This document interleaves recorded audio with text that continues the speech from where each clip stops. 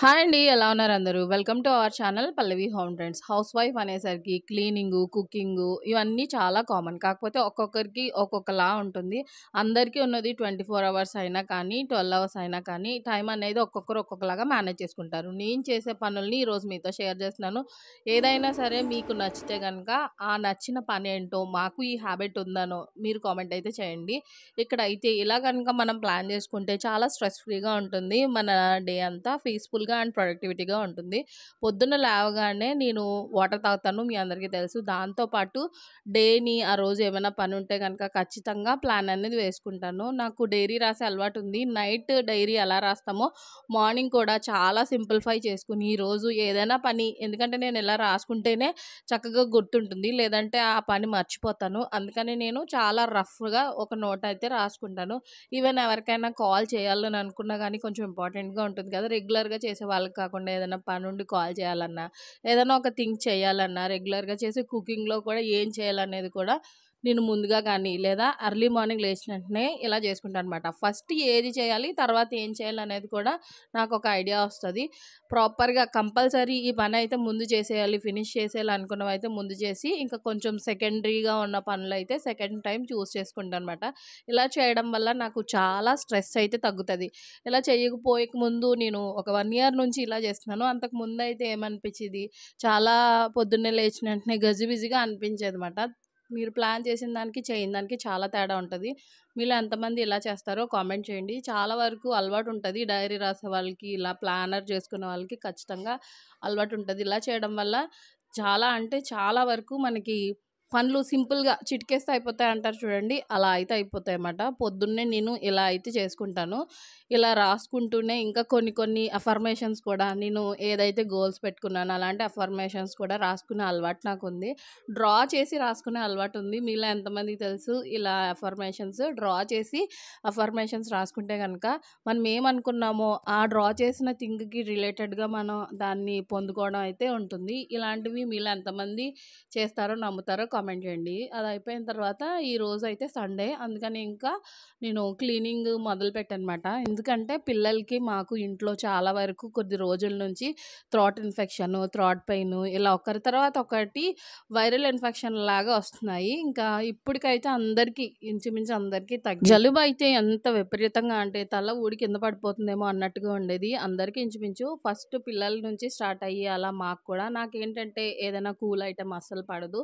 In case ఎక్కడికైనా వెళ్ళినప్పుడు weather change అయినా, వాటర్ చేంజ్ అయినా వెంటనే నాకు ఇన్ఫెక్షన్ అయితే ఫార్మ్ అయిపోతది. అందుకని నేను ఎక్కువగా వేడి నీళ్ళు తాగుతూ ఉంటాను. బయట ఫుడ్స్ ఎక్కువేంటి అసలు ఎప్పుడో గానీ తీసుకోను. ఫ్రిడ్జ్‌లో ఏ ఐటెమ్ పెట్టను నేను. మా ఇంట్లో మేమెవ్వరం కూడా తినమమాట. అందుకని ఇంకా ఈరోజు కొంచెం సాంబ్రాణి వేద్దాము. ఇంకా కిచెన్ కూడా పొద్దున్నే క్లీన్ చేద్దామని నేను రాత్రే ఫిక్స్ అయ్యాను. అందుకనే ఇంకా క్లీన్ అయితే చేస్తున్నాను. స్టవ్ వెనకాల కౌంటర్ టాప్ పైన ఇన్విజిబుల్ షీట్ వేశాను కదండీ! అప్పుడు షేర్ చేశాను కదా! ఎంత వర్క్ అవుతుందంటే చూస్తున్నారు కదా! ఇలా నీళ్ళు పోసి జస్ట్ వైపర్‌తో వైప్ చేసేసుకుంటే సరిపోతుంది. చాలా శ్రమ అయితే తగ్గింది నాకు. అక్కడ ఎక్కువగా ఆయిల్ ఇవన్నీ ఏదైనా ఫ్రై చేసినప్పుడు మరకలాగా పడిపోయేది. ఆయిల్ అంతా పట్టేసిద్ది ఆ గోడకి. దాన్ని మళ్ళీ స్క్రబ్బర్ పెట్టి బాగా క్లీన్ చేయడం, చేతులకి ఒక్కొక్కసారి ఆ స్టీల్ స్క్రబ్బర్ తెగిపోవడం అలా జరిగేదన్నమాట.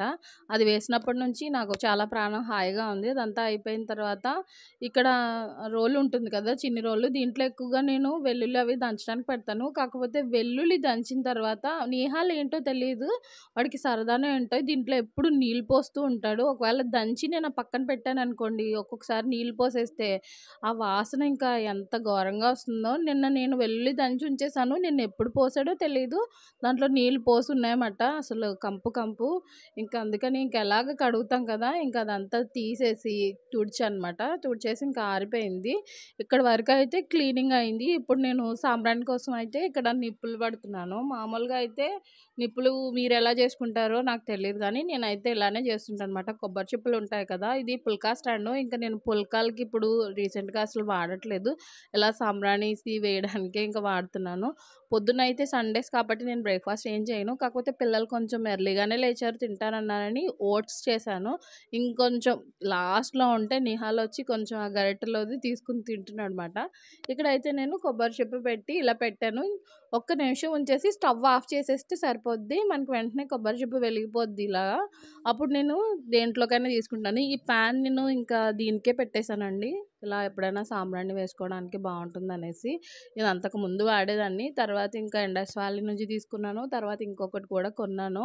ఐరన్ ప్యానే 2 ఉన్నాయి కదా! ఇంకా ఇది ఇలా వాడుకుందాం అని చెప్పి. మామూలుగా మట్టిదైతే ఈ మట్టిది కూడా వాడేదాన్ని. కాకపోతే దాంట్లో ఒకసారి కొంటే విరిగిపోయింది. ఇంకా మళ్ళీ కొనలేదు. ఇక్కడైతే సాంబ్రాణి వేస్తున్నానమాట. నేను పీరియడ్ తర్వాత రూమ్స్ అవి క్లీన్ చేసిన తర్వాత వేస్తుంటాను. ఇంట్లో ఫీవర్స్ వచ్చినా ఖచ్చితంగా ఫీవర్స్ అవి తగ్గిపోయిన తర్వాత ఇలా అయితే నేను సాంబ్రాణి ధూపం అయితే కంపల్సరీ వేస్తాను. చాలామందికి అలవాటు ఉంటుంది. ఎందుకంటే ఇంట్లో వైరస్ బ్యాక్టీరియా ఈ ధూపం ఏమైనా ఉన్నప్పుడు ధూపం వేయడం వల్ల అవి కిల్ అయిపోతాయన్నమాట. మనకి ఇంకా అవి యాక్టివ్లో ఉండకుండా చచ్చిపోతాయి కాబట్టి మనకి ఇన్ఫెక్షన్స్ అవి ఇంకా మళ్ళీ రిపీట్గా రాకుండా అయితే ఉంటాయి. ఖచ్చితంగా ఫీవర్స్ అవి వచ్చినప్పుడు మాత్రం కంపల్సరీ అయితే సిక్ అయిన ప్రతిసారి నేను సాంబ్రాణి ధూపం అయితే వేస్తాను. చాలాసేపు ఉంటుందండి. కొబ్బరి చిప్ప హాఫ్ చెప్పే నాకు చూస్తున్నారు కదా ఎంతసేపు వస్తుందో. అంతా రూమ్స్ అన్నీ తిప్పేసిన తర్వాత మామూలుగా పెట్టేసిన తర్వాత ఏదో ఒక మూలన పెట్టుకుంటే చాలాసేపు అయితే వస్తుంది. చాలా బాగుంటుంది ఈ స్మెల్ కూడా. నేను ఈ సాంబ్రాణే వాడతాను. జస్ట్ అది కొంచెం మనకి బాటిల్లో వస్తుంది. కేక్ టైప్లో వచ్చేదైతే నాకు అంత బాగా అనిపించలేదు. నెక్స్ట్ మన ఫాలోవర్స్లోనే ఒకరు చెప్పారండి, ధూప్ వేసే వాళ్ళకైతే దసాంగం ధూపు కోన్స్ దొరుకుతాయి, అవి చాలా బాగుంటున్నాయని. దసాంగం పౌడర్ తెలుసు కానీ నాకు స్పెసిఫిక్గా కోన్స్ దొరుకుతున్నాయని తెలీదు. మొన్న వెళ్ళి షాప్లో అడిగితే లేదండి అసలు ఇప్పటి వరకు రాలేదు అనేసి అన్నారు. అసలు తిరుపతిలో దొరకలేదు ఏముండదు, పూజ స్టోర్లో ఖచ్చితంగా అన్నీ దొరుకుతాయి, కానీ అదైతే దొరకలేదు.